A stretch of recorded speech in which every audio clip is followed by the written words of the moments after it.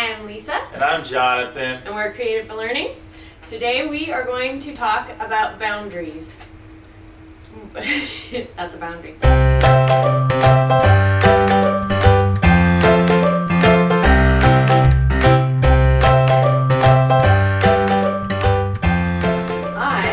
have weak boundaries. I feel like I have strong boundaries. So we were just having this conversation and Jonathan was talking boldly about it, and he has such good thoughts and ideas, and I think it's a good conversation. You have good ideas too. I have good ideas too. Just from your strength set, and mine are from my strength set.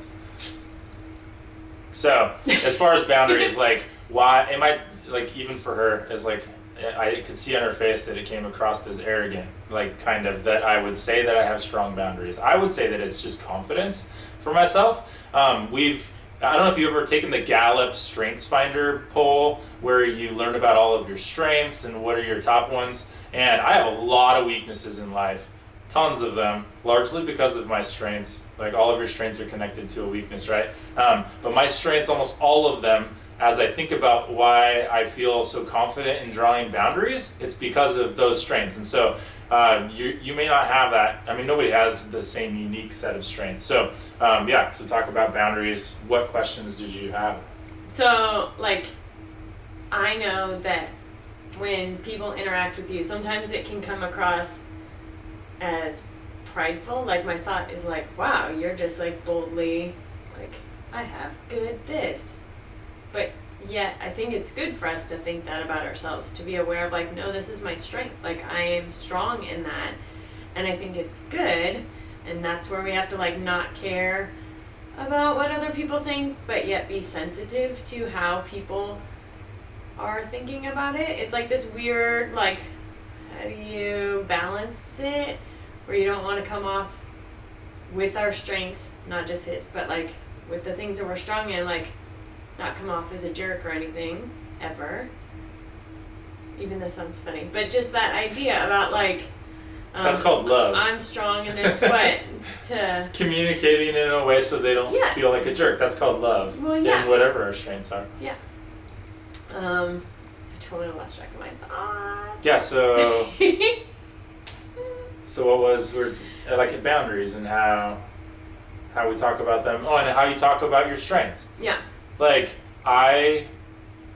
it's a big topic in our society right now about confidence. We look at confident people and we see them as arrogant, especially people that don't feel confident. And maybe we don't want to talk about the areas that we're good at. I lean on the other side. Like, I want to share what I know about whatever it is, not in an arrogant, confident, or cocky way. And I always have to be aware of how people are going to hear it. But I feel like if we all shared the ways that we succeed and are good, then we can all learn from each other's goodness and success. Like, one area that I feel like I've had so few people talk about around me in my life is how to be empathetic well. Mm-hmm. And I'm constantly looking out for it and trying to, how can, with my unique set of personality, how can I be empathetic better and understand people's, understand where they're coming from better. And it's really hard to get people to talk about it. And it's because people who are most empathetic are mostly introverts and they don't want to talk. And so it's really hard to find a person who's an extrovert and empathetic, because extroverts are largely confident in themselves, and not that introverts aren't confident, but extroverts are confident and put it out there. Introverts are confident and only put it out there, like, at certain parts in the conversation. Right? Those are just where my thoughts are right now. See, one of my strengths is intellection, where I sit there and like to ponder in my head about things, which doesn't go very well with video, but yeah. Well, one of mine is intellection too. Yes, I We know. just process it differently. I know. I process my thoughts out loud, and you Because you're process verbal. your thoughts in loud. Because I'm introvert. We're both like ambivert, though. Yeah, we're both ambiverts. Okay, so we were talking about boundaries, And one of the things you had said was that you are able to like draw a line, and that makes it so that less people ask you things. Oh, we were talking about the fear of being fired. Oh yeah. And I was like, I have the fear of being fired. I don't want to be fired. I want to do the right thing. Well, you want to do what they want. I want to do the right thing. Yeah. So then I come to the like, if a person's a huge jerk, then I don't necessarily want to work for them, but I also like weigh the like, I need a job, like those kinds of things. But you were talking about it as like, you would just confidently be like, no, I can't do it this way. Help me figure out how to do it so that we can make this work.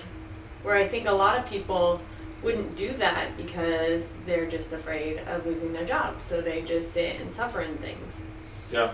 I mean, I have made a lifelong choice. Maybe it's connected to my personality that I just don't want to be afraid of situations. I feel like I can just walk into any situation, and don't hear this as arrogant. Maybe it is, but I don't feel like it is. I feel like I can be confident in whatever situation, and I'm going to go in and humbly but boldly talk about whatever. And so I think this goes also back to a previous YouTube episode we did about leading upward, right, and outward. And so I see my administrators, whoever they are, as human beings who are in process also, right, and as my team mates, even though they have the position of authority, and I always want to submit to that position of authority. But part of my submission to that position of authority is also recognizing that I am a leader here.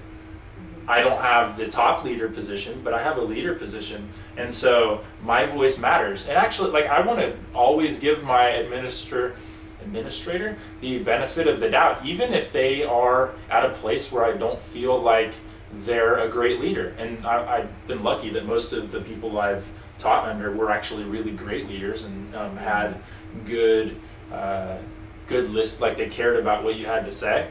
But I've been under leaders before too that are like pretty terrible, and I viewed them as, okay, this person is really maybe in my head I thought I could even do a better job than him or her, but I'm in a lower position, and so I have to submit to them. But that doesn't mean I have to sit quietly, right? I can go talk to them respectfully, and I will. Yeah, but with respect, not anger. Not anger, ever. I mean, that's the way you get fired. Yeah. And I go there with respect and trying to understand their situation, and how can we do, like, even asking for help. So here's my situation. Here's where I'm really struggling. This is what I think. These are some possibilities, but I just, what could you say? Like, what? And eventually, I mean, they may come across as a tyrant, but I just have a belief in most people that if I present them and approach them in a way that is loving and respectful of where they're at, admitting the submission part, like my position, that people will hear that well. And I've been talked down from that position so many times where I'm like, I'm gonna go talk to this person, I think, and people are like, no, don't do that, it'll go bad. And it's never gone bad. Ever. Like, even in the times that it seemed like it was going to be horrible, I walk out of there and I'm like, man, that went so much better than I thought, because they actually want to be on our team. Like, they don't want to have a terrible time at their job. Administrators don't go to school and go, I want to have a terrible time at my job where I'm in charge of everybody and everybody hates me. I really don't believe that. No, well, and a lot of times they've been teachers that worked up to the administrator position. Yeah, not all the time. There are some that are just like the demagogues that went straight to the top. But even just where they're like full-time administrators. I mean, most of the ones I've known were just teachers or had been teachers first, but not all of them. Yeah. Learn something new every day. No, sorry. So how does that come across? How does that hit you? That way to approach? No, that makes sense. There were things that you were saying in conversations that we've had just in daily life where I can just tell that, like, you have that in you and I am lacking that and I want to learn it, and I can't remember what they were. Okay, so I'll go back to I'll go back to the question you asked, like, how can I talk to my administrator without fearing that I'll be fired? Yeah. It's a big question. And like the situations across teacher land that are so diverse, I mean, that we could bring them all up, and they're so diverse and so many different varied fears. I think really when I boil them all down and through my filter, the only one that I would need to be afraid of being fired if I approach it well, right? As long as I do my side lovingly and respectfully and clearly, the only way that I ever have to fear to be fired is if my administrator is a tyrant. And if they're a tyrant, I actually don't want to work for them anyway. And that's a way for me to find out if they're a tyrant, is for me to do that. If I don't, then I am just getting walked over. And so there is a truth out there that, like, don't be a yes man or woman. Don't be a no. Like, if you're always the person who says yes, then they come ask you first because they want to find somebody who will say yes. And so if you always say yes, then you're always going to be in these moments of guilt. Like, oh, they asked me again. And you feel like you're going to let them down if you say no. You're really, like, in a lot, I found for myself, I am most often letting myself down when I say yes. If I'm doing it through guilt, I'm going to let them down if I say no. And so then I say yes, and then I feel guilty and bad that I said yes, which also is setting me up to have to say yes again next time more. And it becomes a cycle. Yeah. Now, I don't want to say no just because to say no, like to be a jerk. Like, I just know in each of those moments, even if they're saying it like it's a command, it's really an ask because it is my life. So you just process, can I do that? Can I do that? Is it healthy for me to do that? So do you do the, like, am I required or? Am I required? But requirements are also fluid if they're not a tyrant. If I'm doing my job excellently and there's a requirement that comes up, they come up all the time. Like, I need to go to this, I need to supervise this concert. You're required to do that. That is a requirement that is up for negotiation. Every time. Everything is up for negotiation.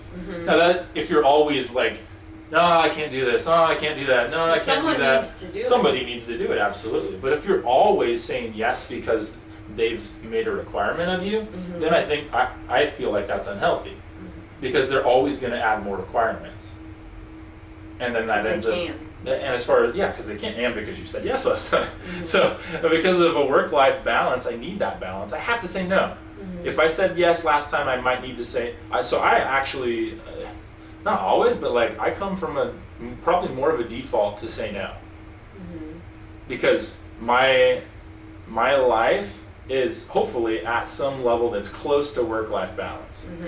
And so if I say yes, that's going to put it into a balance of more on work. If it's a work yes. If it's a play yes, then that's going to put it more in the balance of play.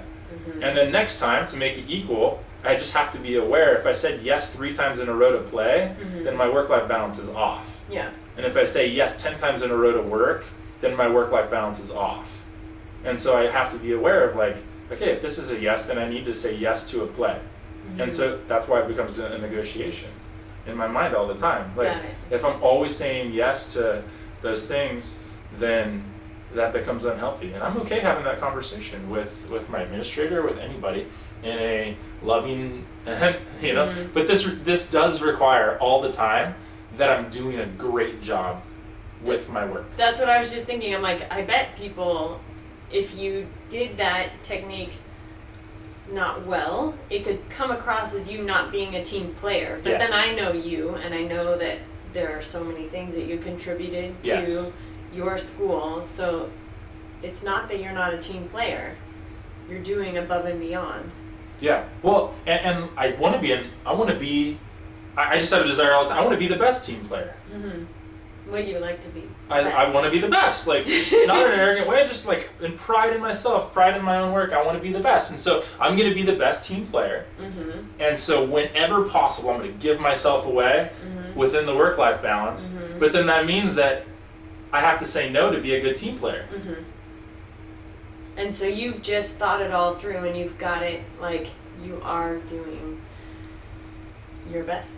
I'm doing, and that requires all of the balance. But if I know, like, I'm working my tail off on my own work while I'm teaching, if and when I'm with team, and I'm making all of their lives better, my administration's lives better when I'm at work, then I have no problem at all saying, you know what, this requirement that you asked for, I don't think I can do that. Yeah. Is there a way that we can work it so I can't do that? Because I want to make the team better, but this would make the team worse. Because a worse me is a worse team. Is how I look at it. And so I have to be healthy. I got to spend time with you. I got to spend time with the kids. I got to go play basketball. I got to exercise. And I have to have time for all that at home so that I can be the best team player I can be when I'm at work. And then having that all clearly like sorted out in your brain makes it so that when a person comes up to ask you something and you say no, there is no guilt. There's no guilt. Because you know you're doing the best. Trying, right? Trying, yeah. I'm trying to do the best.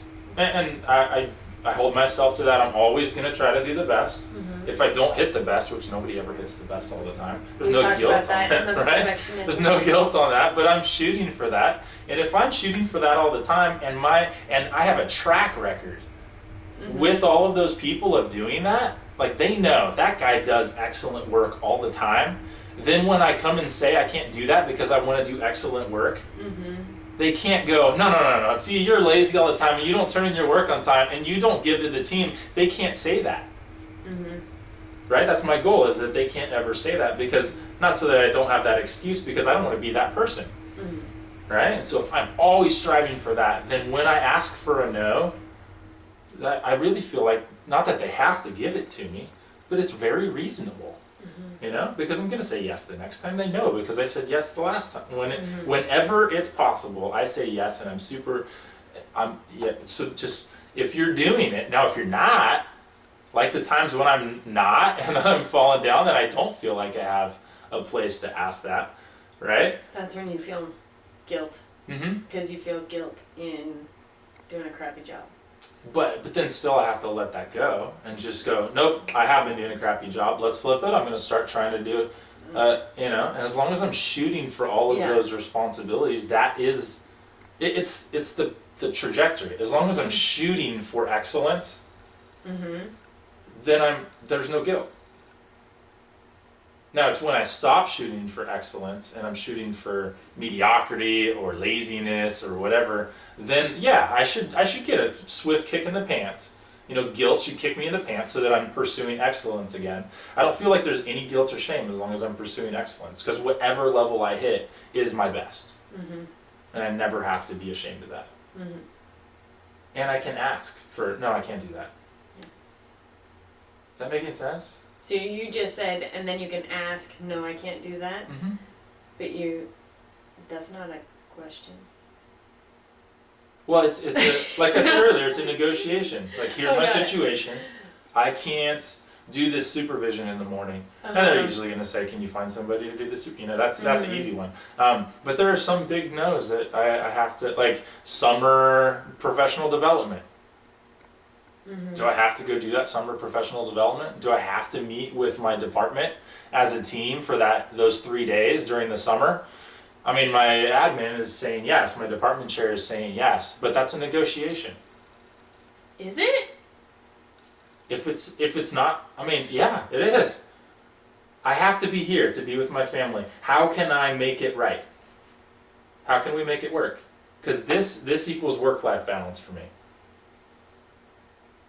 Right? And if I present a case that it actually is work-life balance for me, then I feel like, I mean, sometimes they're going to say, yeah, we really need you to. And then you say, okay, then that means I can't do this. And they're like, yeah, but you have to do that too. I'm like, no. So you're telling me you don't want work-life balance. Okay, so let's switch it in the classroom. Yeah. And a student comes up and is like, oh, see, I really want to do my best on this social studies thing. So I'm not going to do my math. I would then go into the work-life balance conversation. Are you pursuing to be excellent in every situation? Like, is that what you're trying? And if there are students that say that, like, Mr. Stevens, I have this and I have this and I have this, and I understand I really want to do that, but and they like actually show me that they are pursuing excellent work-life balance, and respectfully wanting to do it. And I Uh-huh. say, okay, well then let's talk about a situation where you don't have that due tomorrow. Okay. When could you have that due that it would work? And I've changed deadlines for certain students because they were trying to be responsible. Absolutely. I will always accommodate a student who wants work-life balance. Right? They like present it that way?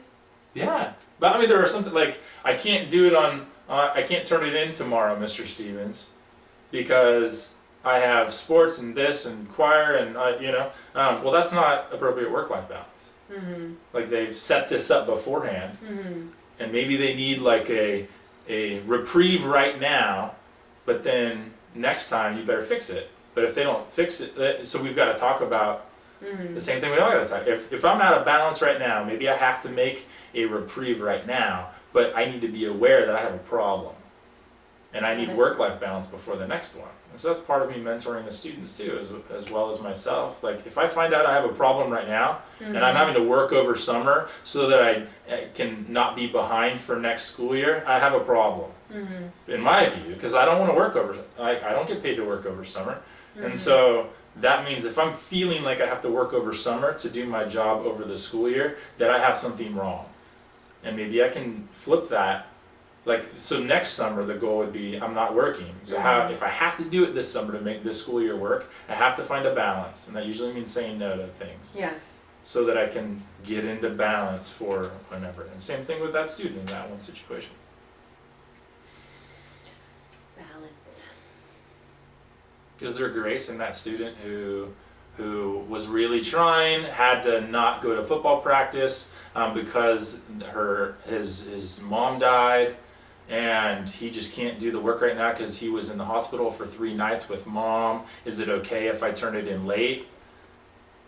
Like, I'm not just going to say yes.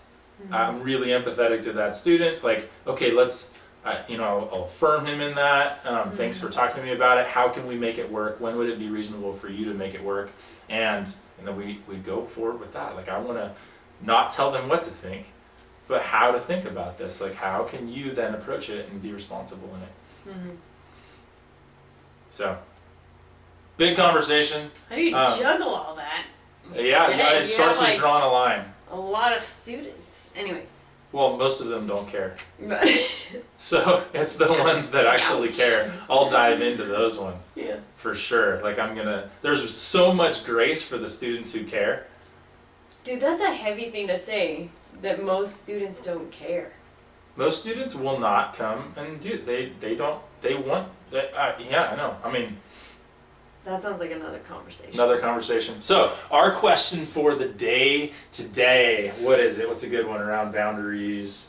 Around here, we just want Work-life balance. work-life balance. Yeah, we mentioned over summer. So let's ask you this question.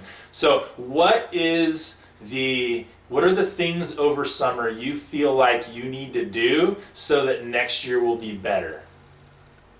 All right, put that down in the comments and we'll talk about it. Maybe we'll even do like blog posts on each one or something.